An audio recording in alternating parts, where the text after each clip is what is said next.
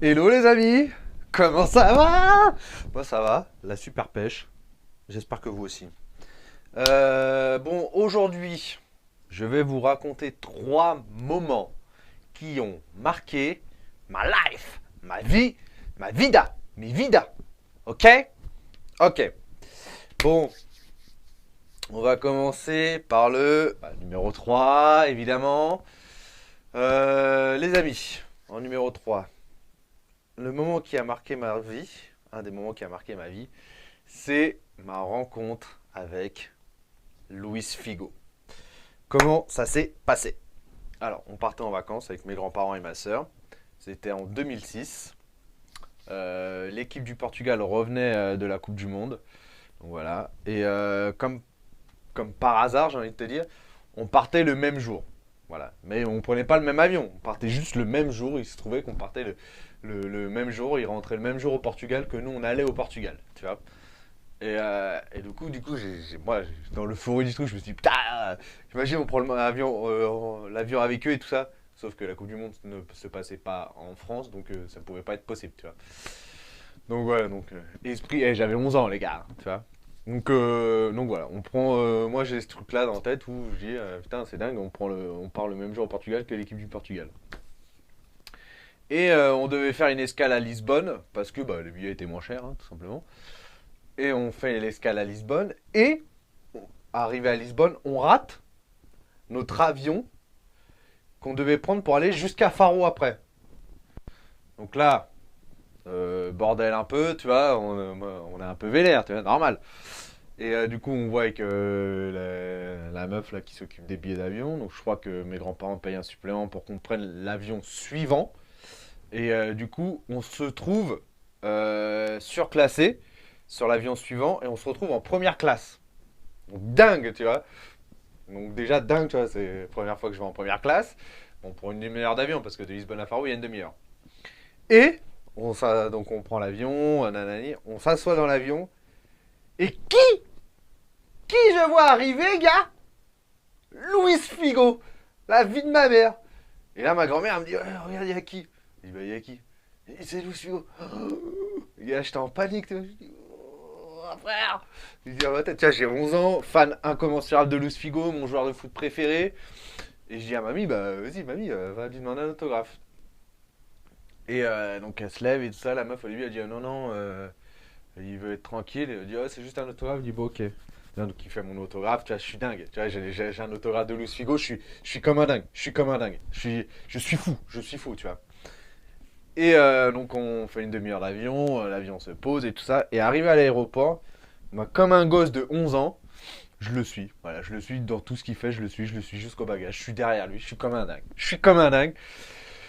Et après, je vais voir ma soeur, je dis vas-y, viens, on va faire une photo avec lui, demande-lui si on peut faire une photo. Et le gars, incroyable, voilà, il dit ouais, vas-y, fais ça.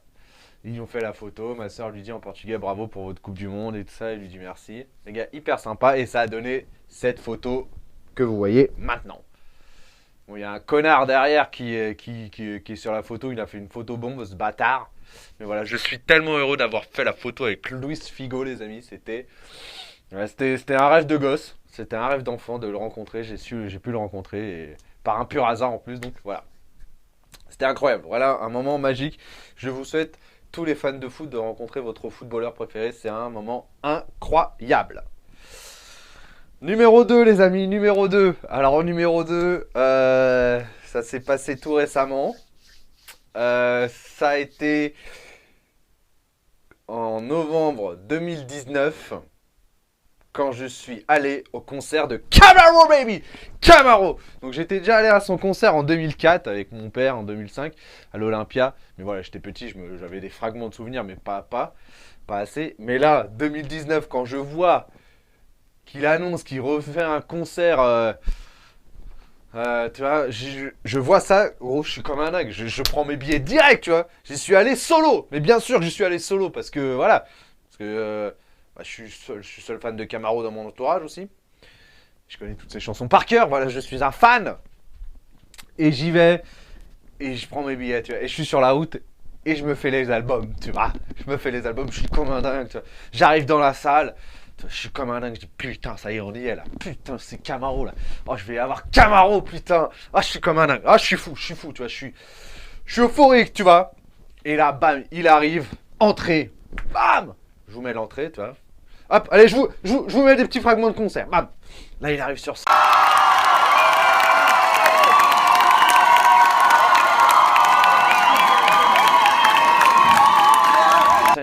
Camaro. Camaro. Ouais, ouais. Et après, voilà, le concert était magique. J'étais vachement près, donc j'ai pu le voir de près, tu vois. J'étais à deux doigts de lui serrer la main, tu vois. J'étais à deux doigts, tu vois. C'était dingue. Et puis quand il a fait Femme la Q, mais c'était formidable.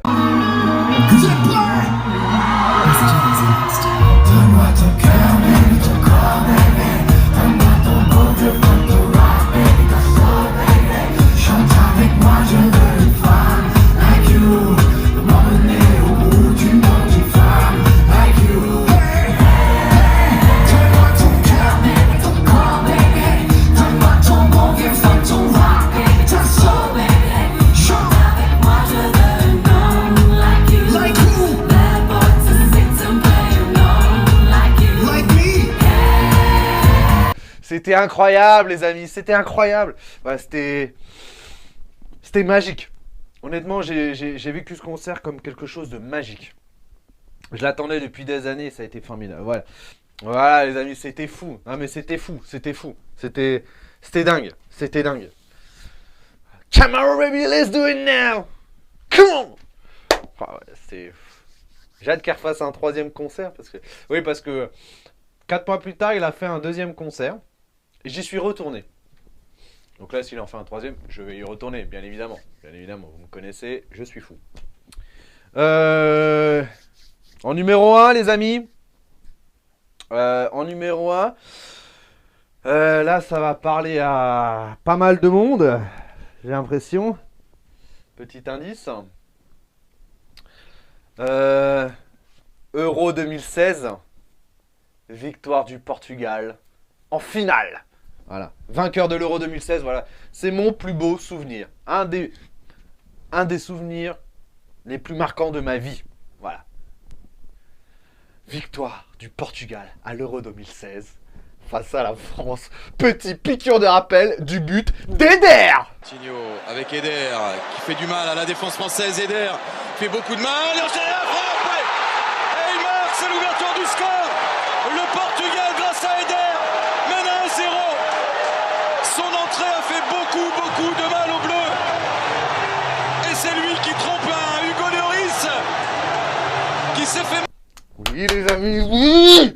Voilà, c'était incroyable. En plus la finale, je suis parti la voir chez des potes à moi. Bisous les gars.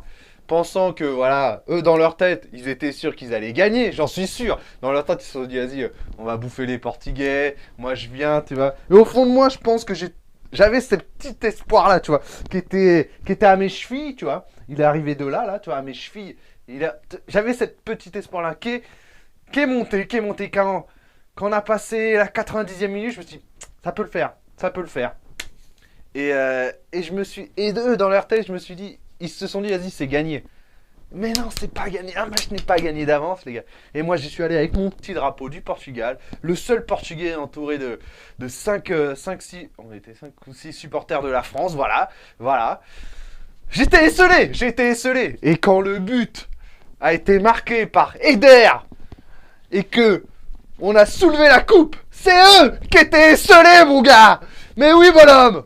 Ah, c'était merveilleux. Allez, tout de suite, je vous mets le lever de coupe. European champions, kings of Europe are Portugal.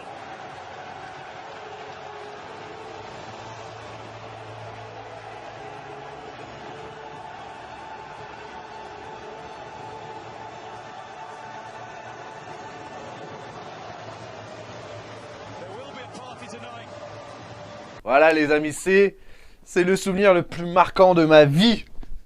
Victoire du Portugal à l'Euro. Merci les amis. Voilà. Bon là je vous ai cité des faits marquants de plaisir, hein, parce qu'après il y a eu tous les côtés familiaux et tout ça, bien sûr, ça c'est marquant aussi. Mais voilà, c'était plus ce côté marquant dans les catégories loisirs, plaisir. Voilà. Ouais, tous les côtés familiaux, voilà. Je vous parlerai peut-être dans une prochaine vidéo. On ne sait jamais. Bah voilà les amis, je crois que j'ai fait mon top 3, ça y est. Hein. J'espère que ça vous aura plu. Beaucoup d'entre vous n'aimeront pas le premier. La plupart d'entre vous n'aimeront pas le premier, de toute façon, je le sais déjà. Mais voilà, moi, j'en ai rien à foutre. Dans mes veines. Et donc voilà les amis, bah... Passez une bonne journée, une bonne soirée, une bonne après-midi, une bonne matinée. Abonnez-vous.